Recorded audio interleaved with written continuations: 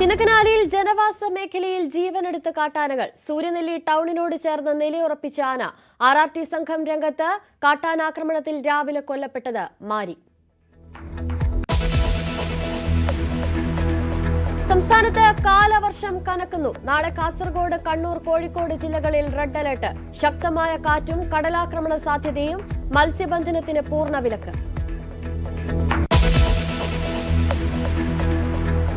നടിയെ ആക്രമിച്ചതിലെ memory card പരിശോധിച്ചതിൽ പുനരന്വേഷണം വേണമെന്ന ഹർജിയിൽ നിന്നും ജഡ്ജി പിന്മാറി.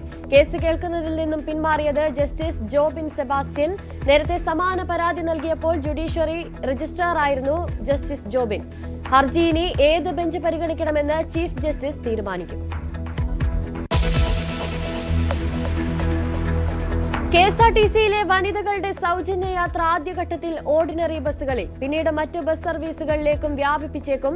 ആദ്യ 100 ദിവസം ഓർഡിനറി ബസ്സുകളിൽ മാത്രമായി ചുരുക്കും.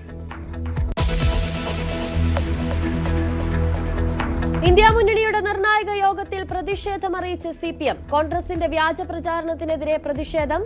കോൺഗ്രസ് രാഷ്ട്രീയ മര്യാദ പാലിക്കണമെന്നും ഡോക്ടർ ജോൺ ബ്രിട്ടാസ് MP.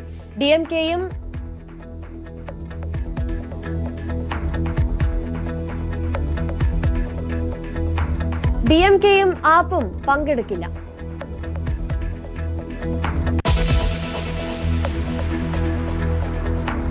തൃണമൂലിൽ കടുത്ത പ്രതിസന്ധി. BJPയിൽ ചേരാൻ 6 MPമാരുടെ നീക്കം. BJP നേതൃത്വവുമായി കൂടിക്കാഴ്ച നടത്തി.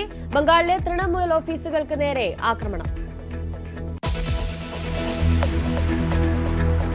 ഇറാനിലെ ഇന്ത്യക്കാരോട് മടങ്ങാൻ നിർദ്ദേശം. ലഭ്യമായ യാത്രാമാർഗങ്ങൾ ഉപയോഗിച്ച് ഉടൻ മടങ്ങണമെന്ന് വിദേശകാര്യ മന്ത്രാലയം. ഹോർമുസ് കടലിടുക്കിൽ 24 ഇന്ത്യക്കാരുമായി പോയ കപ്പലിന് നേരെ ആക്രമണം.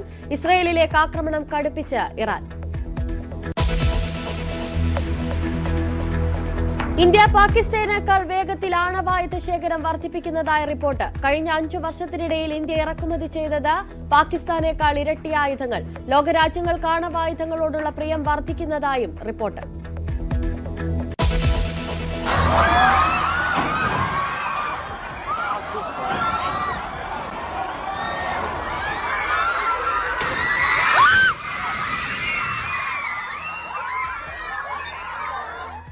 തെക്കൻ ഫിലിപ്പീൻസിൽ വൻ ഭൂചലനം. റിക്ടർ സ്കെയിലിൽ 8.2 തീവ്രത രേഖപ്പെടുത്തി.